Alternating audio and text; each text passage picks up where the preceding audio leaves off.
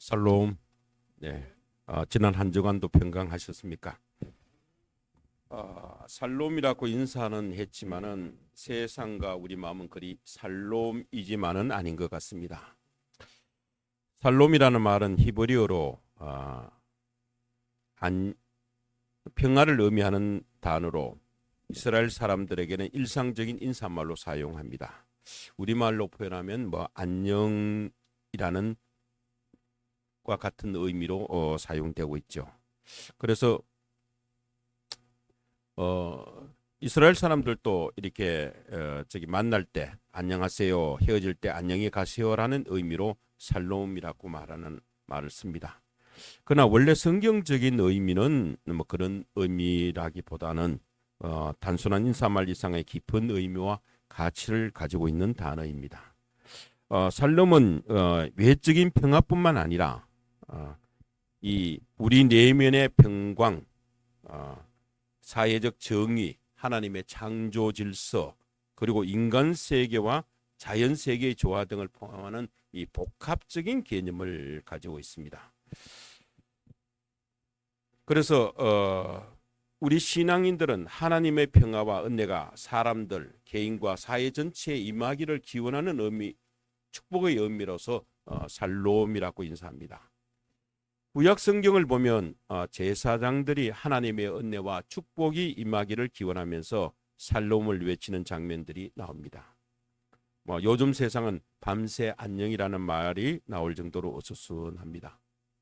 러시아의 침공으로 우크라이나와 전쟁이 시작된 지가 3년째 계속되고 있고, 이스라엘과 이 가자지구 하마스, 레바논의 헤즈볼라, 이란과의 전쟁은 헤즈볼라와는 휴전했지만은 여전히 불씨는 남아 있습니다. 최근에는 그 부자 세습을 통해서 53년간 시대를 통치하고 독재해온 알 아사드 정권이 반란 세력에게서 축출된 이후에 반란 세력들 간의 권력 다툼 여전히 다시 일어나고 있습니다. 트럼프가 미국 대통령에 당선되면서 세계 경제는 출렁이고 있고 국제 정치 질서는 혼란스러워졌습니다.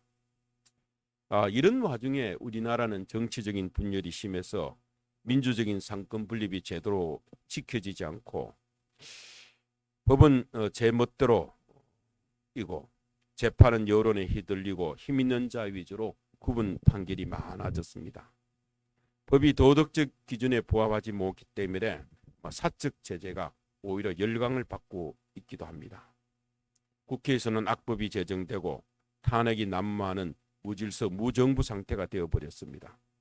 급기야 대통령이 한밤중에 느닷없는 비상계엄을 선포하고 국회에서는 또 그 비상계엄이 불법이라면서 2시간 만에 해제를 의결하고 대통령과 관련자를 내란죄로 고발하여 경찰과 검찰이 사상 초유의 현직 대통령을 수사하고 있고, 국회에서는 급기야 대통령 탄핵을 의결하기까지 했습니다.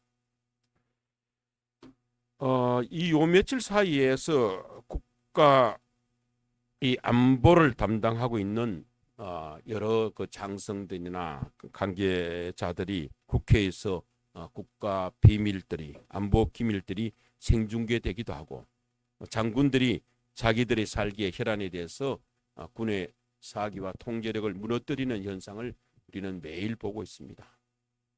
국회와 광화문 거리에서는 한쪽에서는 탄핵을 외치고 옆에는 탄핵 반대를 소리치고 있는 기현상을 우리는 일상의 일처럼 경험하고 있습니다. 최근에 목회 데이터 연구소에서 발표한 자료를 보면 이 1200여 명의 목회자들을 설문을 했는데 그중에 67.2%가 대통령 탄핵에 찬성하고 28.8%, 30% 정도가 탄핵에 반대한다고 했고, 한 60% 가까이 되는 58.7%가 한국교회의 입장을 성명서를 통해서 적극적으로 표명해야 한다는 입장이고, 반면에 36.2%는 정치적인 행동을 자제하는 것이 좋다는 의견이 있어서 교회마저 좌우로 분열되어 있는 것 같습니다. 국민일보에서 나오는 이 기독 시민단체와 신학 이때 교수들의 의견들을 종합해 보면 한국 교회가 극단적 이념 정치에서 한 걸음 물러나 계엄 사태와 탄핵 정국으로 상처받은 국민들을 위로하고 중용의 자세로 하나님의 공의와 평화를 구해야 한다고 입을 모았다라고 보도하고 있습니다. 그리고 무엇보다 교회가 이런 정치 갈등에 매몰되지 않기를 당부하고 있습니다. 사실 우리 목회자들은 이런 시국에 어떤 목소리를 내야 하는가? 하나님의 뜻은 무엇이며 성도들에게 어떤 위로를 드려야 하는지 고민하게 됩니다. 이 설문에 참가한 목회자 중에 40%의 목회자들은 교회 공동체의 분열을 우려해서 설교를 통해서 탄핵 관련 메시지를 전할 계획이 없다고 대답했습니다. 저도 같은 생각입니다. 다만 탄핵이나 현재의 정치 상황이 아닌 세상의 악, 무질서에 대해서 하나님의 뜻이 무엇인지, 성경에서는 우리에게 어떻게 말씀하시는지를 성도 여러분들과 함께 묵상하고 나누어야 되겠다는 생각을 했었습니다. 오늘 읽은 시편 37편은 다윗이 노년에 쓴 시입니다. 악한 사람이 잘 먹고 떵떵거리며 잘 사는 것을 보고 선하게 사는 것이 의미 없다고 회의하는 젊은이들에게 자신의 신앙과 경험을 비춰서 그들을 부러워하거나 자신의 삶을 불안해하지 말았고 하는 위로와 권면, 충고를 하는 지혜가 담긴 시입니다. 특히 1절부터 11절의 말씀을 한 단락으로 본다라면 악인이 형통한 날에 성도가 선택한 삶의 방식에 대해서 말씀하고 있습니다. 이 시의 내용을 세번역 성경을 중심으로 살펴보면 이런 내용입니다. 악을 행하는 자들이 권력을 잡고 부자가 되고 큰 소리치며 잘 되는 것을 보면 선을 행하고 하나님의 말씀대로 착하게 사는 것이 의미 없이 보이기도 합니다. 그러나 성도는 불의한 방법으로 성공한 사람들을 부러워하거나 불평하지 말라고 1절에서 말하고 있습니다. 2절을 보면 그들은 아침에 잠깐 풀어다가 저녁에 시들어버리는 풀과 같이 순식간에 사그라질 것이라고 말씀하고 있습니다. 3절에 보면 하나님만 의지하고 착하게 살아라. 이 땅에 사는 동안 성실히 살아라고 말씀하고 있고 4절에서는 기쁨은 오직 주님에게서만 찾아라. 하나님은 자신에게서 기쁨을 찾는 성도들의 소원을 들어주신다라고 말씀하십니다. 우리가 갈 길을 하나님께 맡기고 의지하면 하나님께서 친히 이루어지실 것이라고 5절에서 강조하고 있습니다. 여기서 길은 히브리어로 때레크라는 단어를 사용했는데 문자적인 의미의 길이 아니라 인생 전체를 가리키는 의미로 사용합니다. 내 길을 여호와께 맡겨라. 내 인생을 하나님께 맡겨라는 말씀입니다. 내 인생 전체를 하나님께 맡기고 하나님만 의지하라는 말씀입니다. 6절에서 보면 우리의 어려움이 지금은 가려져 있지만 언젠가는 한낮의 태양같이 환하게 드러날 것이라고 노래하고 있고 그러므로 승승장구하는 듯 보이는 악인들에게서 시선을 돌려 의로우신 하나님께로 향하라고 강조하고 있습니다. 성도는 삶의 의욕이 꺾일 만한 부조리한 현실 속에서도 항상 옳은 길을 성실하게 걸어가는 사람입니다. 가는 길이 언제나 평탄하다고 자랑하는 자들과 악한 계획도 언제나 이룰 수 있다고 큰 소리치는 자들에게 속상할 필요가 없다고 7절에서 속삭이고 있습니다. 8절에서는 하나님은 공의로우신 분이십니다. 그렇기 때문에 악인의 형통은 영원하지 않고 그들은 반드시 망하고 결국 그들의 삶의 터전에서 뿌리 뽑힐 것이라고 이야기하고 있습니다. 그러므로 악한 깨로 잘 되는 사람들 때문에 분노하거나 시간을 낭비하는 것은 대단히 미련한 일입니다. 분노와 불평은 우리를 악으로 치닫게 할 수 있기 때문에 거쳐야 합니다. 조급해 하지 않고 잠잠히 인내하며 하나님의 공의를 구하고 기다리면 얼마 후 악인들은 흔적 없이 사라져 버릴 것이라고 9절과 10절에서 노래하고 있습니다. 11절에서는 하나님을 기대하는 온유한 자들은 땅을 차지하고 아무 걱정 없이 화평, 살롬을 풍성히 누리며 기뻐할 것이다. 이 땅에서 악인이 형통한 날은 잠시뿐이고 영원하지 않다라고 이야기하고 있습니다. 성도는 하나님의 공의의 하나님께 소망을 두고 하나님의 뜻을 이루는 데 집중해야 합니다. 이어지는 12절에서 17절은 악인에게 닥칠 심판에 대해서 노래하고 있습니다. 악인들은 스스로 끝없이 건설을 누리며 살 것처럼 생각하지만 그들에게는 하나님의 정하신 심판날이 점점 다가오고 있습니다. 의인들을 죽이려는 악인들의 칼과 활은 부메랑이 되어 자신들에게 다시 돌아올 것입니다. 악인들의 부와 권력, 명예, 풍부함은 그들에게 진정한 행복을 줄 수 없습니다. 그것은 빈수레처럼 요란하고 헛될 뿐이다. 하나님은 연약한 자들을 착취하는 악인들을 무력하게 만들 것이다. 그러나 반면에 하나님이 붙들어 주시는 의인들이야말로 진정으로 부유하고 강한 사람이라고 노래하고 있습니다. 이어지는 18절에서 26절에서는 의인들이 받을 복을 노래합니다. 의인들은 하나님의 복을 받아 땅을 차지할 뿐만 아니라 자손까지도 복을 받습니다. 베푸는 삶은 금보다 값진 유상이라고 말하고 있고 하나님은 우리가 나눈 것 이상으로 풍성히 갚아주시는 분이기 때문에 그렇다고 노래합니다. 마지막 단락인 27절에서 40절에서는 우리가 목도하게 될 의인과 악인의 미래에 대해서 노래하고 있습니다. 27절에서 33절은 우리에게 악을 떠나 선을 행하라고 충고합니다. 공의, 정의는 하나님께서 이 땅을 다스리는 통치 원리입니다. 하나님은 공의를 사랑하시고 경건한 자, 의인들을 버리지 않으십니다. 이 사실은 우리가 악에서 떠나 선을 행할 근거이기도 합니다. 이처럼 공의의 하나님은 결코 악인의 뜻을 간철되도록 내버려 주시 않으며 의인들을 영원히 보호하십니다. 이 시편을 쓴 시편 기자 다윗은 한때 엄청난 세력을 자랑하던 악인이 흔적도 없이 사라진 것을 보고 자신의 체험을 이 시에 담아 노래합니다. 흠없고 정직하며 평화를 사랑하는 이에게 샬롬을 노래하는 성도들에게는 미래가 있습니다. 그러나 죄를 일삼는 악인에게는 미래가 없습니다. 하나님은 의인에게 구원을 주시며 환난 날에 피난처 요새가 되어 주십니다. 하나님은 그분을 의지하는 사람들을 악인에게서 건져내어 살려주신다고 했습니다. 그러므로 세상이 자기 방식대로 살라고 아무리 부추겨도 하나님의 백성은 하나님만 바라며 하나님의 법대로 행해야 합니다. 그러면 하나님이 그를 높이셔서 땅을 상속받게 하시고 악인이 망하는 것을 보게 하실 것입니다.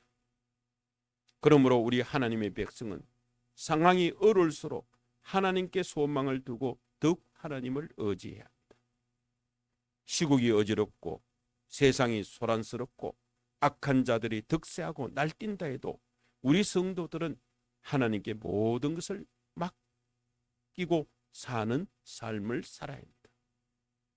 오늘 본문 시편 37편 5절에서 내 길을 여호와께 맡기라. 그를 의지하면 그가 이루신다고 말씀하십니다. 우리의 인생, 우리의 삶 전체를 하나님께 맡기고 의지하면 하나님께서 책임져 주시고 보호해 주시고 이루어 주신다는 말씀입니다. 이것이 믿음입니다. 그럼 맡긴다는 것은 무엇을 의미할까요? 첫째, 맡긴다는 것은 신뢰하고 두려워하지 않는 것입니다. 구약성경 역대하 20장 1절부터 30절을 보면 유대왕 여호사밧이 그 시대에 모압과 암몬, 세일 세 나라가 연합해서 유다 왕국을 침공해 왔었습니다. 그때 유다 왕 여호사밧이 온 백성에게 금식을 선포하고 함께 금식하고 하나님께 기도합니다. 이 전쟁은 여호와 하나님께 속한 전쟁이므로 하나님께서 처리해 주시기를 간절히 기도했습니다. 그래서 역대하 20장 12절을 보면 우리를 치러 온 저 큰 군대 대군을 대적할 능력이 우리에게 없고 어찌할 바도 모르고 이렇게 주님만 바라보고 있을 뿐이라고 간절히 기도하는 장면이 나옵니다. 이 기도를 들으신 하나님께서 레위 사람 제사장 아하시엘을 통해서 적군이 아무리 많다 하여도 너희들은 두려워하지 마라. 겁내지 말라. 이 전쟁은 너희가 하는 것이 아니라 나 하나님이 맡아서 하는 것이라고 말씀하십니다. 모압과 암몬 세일 연합군과의 전쟁은 이 유다 백성들이 하는 것이 아니라 하나님께 속한 것, 하나님이 맡아서 하는 것이라는 것입니다. 그 이유는 신명기 2장에 나옵니다. 하나님께서 출애굽한 이스라엘 백성들이 가나안 정복을 앞두고 이 모압과 암몬 그리고 세일과의 전쟁을 금했습니다. 왜 그러냐면 모압과 암몬은 노스의 자손이고 세일은 에서의 자손이기 때문에 그렇습니다. 하나님께서도 그들에게 다 땅을 상속해 줬기 때문에 그렇습니다. 그래서 이스라엘은 약속의 땅을 얻기 위해서 가나안 정복 전쟁 때도 이들과의 전쟁은 피했습니다. 이들은 오직 하나님께서 독특한 섭리로 처리해야 할 세력이기 때문입니다. 하나님께 속한 것이라 하는 것은 하나님의 능력에 의해서 제거될 적대 세력을 의미합니다. 오늘날에도 우리 하나님의 백성들이 적극적으로 싸워야 할 대상이 있고 하나님의 능력에 의지하여 잠잠히 기다려야 할 대상이 있습니다. 세상의 악인의 제거와 그들에 대한 심판은 하나님의 공의에 속한 일입니다. 공정한 법의 심판과 절대적인 선인 하나님의 공의가 그들을 심판하실 것입니다. 사람들은 더글로리, 모금택시 같은 사적 제재를 가하는 드라마에 열광하고 최근에는 디지털 교도소라는 이름으로 제3자 복수를 대행하기를 설계합니다. 진실과 거짓이 혼동되고 익명성과 다수 군중의 힘을 빌려 자신과 생각이 다른 이들을 악으로 규정하고 폭력을 행사합니다. 이것은 성경적이 아닙니다.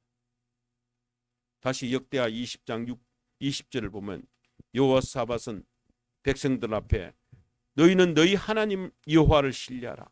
그리고 그리하면 견고히 서리라. 그의 선지자들을 신뢰하라. 그리하면 형통하리라고 외치며 하나님을 전적으로 신뢰하고 맡기고 있습니다. 우리 인생에도 미래에 대한 막연한 두려움과 어려움이 닥칠 때 때로는 하나님이 나를 버리신 것이 아닌가 하는 마음이 다가올 때가 있습니다. 이스라엘은 전쟁 직전에 항상 예배를 드렸습니다. 제사장들은 백성들에게 하나님께서 함께 하신다, 두려워하지 말라라고 축복했습니다. 역대하 20장 17절에도 제사장 아하시엘이 하나님의 영을 힘입어 유다와 이스라엘에게 너희는 두려워하지 말며 놀라지 마라. 내일 그들을 맞서 나가라. 여호와 하나님께서 너희와 함께 하리라고 격려하고 있습니다. 모세도 여호수아에게 지도권을 넘겨주면서 너는 두려워하지 말라. 마음을 강하고 담대하라고 권면했었습니다. 우리가 믿는다는 것은 두려워하지 않는 것입니다. 시국이 어지럽고 세상이 혼란스럽고 대적이 쳐들어온다 하더라도 우리는 하나님을 믿고 확신함으로 우리의 인생을 하나님께 맡기고 두려움이 떠날 때까지 깨어 헌신하며 기도해야 합니다. 하나님께 전적으로 맡기고 하고 의지하면 하나님께서 우리를 견고히 세워주십니다. 둘째로 맡긴다는 것은 내 짐을 모두 내려놓고 그 짐을 주님께 지어드리는 것입니다. 예수님도 수고하고 무거운 짐진 자들아 다 내게로 오라. 내가 너희를 쉬게 하리라고 마태복음 11장 28절에서 말씀하셨습니다. 그런데 우리가 하나님께 다 맡겼다 해서 우리가 해야 할 일을 하지 않고 게으름을 피우거나 놀아라는 의미는 아닙니다. 맡긴다는 것은 모든 것을 하나님의 능력하에 하나님을 전적으로 신뢰하는 믿음으로 하나님의 이름으로 살아가는 것을 의미합니다. 결과도 하나님께 맡겼고 진행하는 과정도 하나님께 다 맡겼으며 나는 주어진 일에 최선을 다했더니 하나님께서 그 일을 이루신다는 것을 경험하는 것이 맡긴다는 겁니다. 이를 위해서 하나님의 말씀을 청종하고 말씀에 순종하며 준행해야 합니다. 말씀을 청종한다는 것은 귀로 듣는 것만을 의미하지 않습니다. 여기에는 말씀에 대한 이해와 순종이 포함됩니다. 하나님의 백성된 자, 구원받은 하나님의 자녀는 마땅히 우리의 주님이시며 통치권자이신 하나님의 말씀을 삶의 기준으로 삼고 순종해야 됩니다. 대다수 사람들이 옳다 하는 것이라도 성경이 옳지 않다고 말씀하면 옳지 않은 겁니다. 민심이 천심이라고 하는 말은 있지만은 모든 민의가 다 하나님의 뜻이 아닙니다. 대다수의 사람이 옳다고 결정해도 틀린 것은 틀린 겁니다. 우리 그리스도인들은 다수 사람들의 생각, 민의, 인간이 만든 사상이나 이념, 정치적인 판단이 아니라 하나님의 말씀, 하나님의 뜻에 주목해야 합니다. 성경에서 말씀하시는 하나님의 뜻만이 하늘나라 백성된 우리 그리스도인들의 절대적인 삶의 기준이 되어야 됩니다. 하나님의 말씀만이 우리가 안고 있는 모든 문제에 대한 답을 제시해 줍니다. 그 말씀 속에 우리 개인 인생의 좌표가 있고 인류 미래의 역사가 있습니다. 그러므로 이제 한 해를 정리하는 12월에 하나님의 말씀을 청종하고 순종하며 삶으로 실행하는 말씀의 생활화가 이루어지는 우리 아름다운 교회 성도들이 다 되기를 간절히 바랍니다. 정말 혼탁한 이 세대에서 하나님의 자녀로 그리스도인으로 살아가기는 힘듭니다. 그러나 우리는 형통한 삶을 살기 위해서는 신실한 영적 분별력을 갖고 우리 삶을 전적으로 하나님께 맡기는 믿음이 필요합니다. 두려워안고 하나님을 신뢰하고 맡기는 것이 하나님의 주권, 통치권을 인정하는 겁니다. 하나님의 말씀이 이끄는 대로 순종하며 늘 형통한 삶을 누리는 여러분 모두가 되기를 바랍니다. 노아 시대 땅 위의 사람들이 번성하면서 사람들의 죄악이 세상에 가득해지고 그들의 마음으로 생각하는 모든 계획이 항상 악해져 그 죄악이 이제 임계점에 도달했을 때 하나님께서 홍수로 세상을 심판하셨습니다. 이스라엘이 하나님을 배반하고 온갖 죄악에 물들었을 때 말라기 선지자를 통해 경고하신 후에 400년 동안 하나님은 침묵으로 이스라엘을 내버려 두시면서 이제 유대인들의 종교가 아닌 예수 그리스도를 통한 세상 구원의 길을 준비하셨습니다. 이 땅에 다시 죄악이 만연하고 악인들로 가득 차게 되면 우리 주님께서는 다시 심판의 재림지로 이 땅에 오실 것입니다. 그때는 악인들은 심판을 받아 영원 형벌을 받게 되고 믿는 성도들에게는 새하늘 새 땅의 시대가 열리게 될 것입니다. 악한 사람들의 부귀와 출세, 권력, 명성을 부러워할 필요가 없습니다. 그들은 곧 불처럼 시들고 사그러지고 말 것입니다. 오늘은 대강절, 대림절 세 번째 주일입니다. 이 대강절, 대림절은 메시아 되신 예수 그리스도의 오심, 초림을 회상하며 다시 오실 재림의 예수님을 기다리는 절기입니다. 이 교회의 교회력은 이 대림절부터 새해가 시작됩니다. 구약 성경은 이 메시아의 오심을 예언하고 있고 신약 성경에서는 약속의 성취이신 예수 그리스도의 오심이 기록되고 있습니다. 2000년 전 이 땅에 오신 예수님은 우리를 구원하시기 위해 십자가에 못 박혀 죽으시고 사흘 만에 다시 살아나시고 죽음의 근세를 이기시고 부활 성천하셨습니다. 그리고 심판주로 다시 이 땅에 오실 것을 재림하실 것을 약속했고 오늘의 교회는 그 약속을 믿고 예수 그리스도의 재림을 기다리고 있습니다. 이 대림절 대강절은 또한 성탄을 준비하는 절기로 빛으로 나아가는 의미가 있습니다. 여러분들도 이번 대림절 대강절을 의미 있는 시간으로 보내시기 바랍니다. 요즘 온라인 상에는 가짜뉴스, 진실과 거짓, 선동이 판을 치고 있을 때 우리의 눈과 마음이 거기에 솔깃함을 느낄 때가 있습니다. 이럴 때일수록 우리는 분별력을 잃지 말아야 합니다. 잠언 4장 23절에 모든 지킬 만한 것 중에 더욱 내 마음을 지켜라. 생명의 근원이 이에서 남이라고 했습니다. 또한 이 종말의 때 주님의 심판대에 반드시 설 그때를 생각하며 나 자신을 잘 지켜야 합니다. 항상 끝을 생각하고 재림의 때를 준비해야 됩니다. 예수 그리스도의 재림이 의미가 있다면 성도는 현재를 귀하게 여기며 최선의 삶을 살아야 합니다. 그리고 하나님의 뜻, 의도와 맞는 목적이 있는 삶을 살아야 합니다. 이것이 세월을 아끼며 사는 그리스도인의 삶의 태도입니다.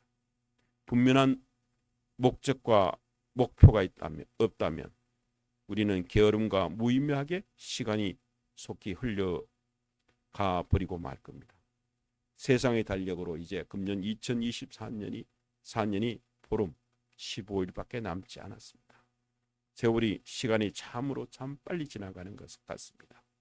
금년 초에 여러분들이 다짐했던 기도 제목을 다시 한번 점검해보고 뜻하시는 모든 일이 주님 앞에 이루어지기를 축원합니다.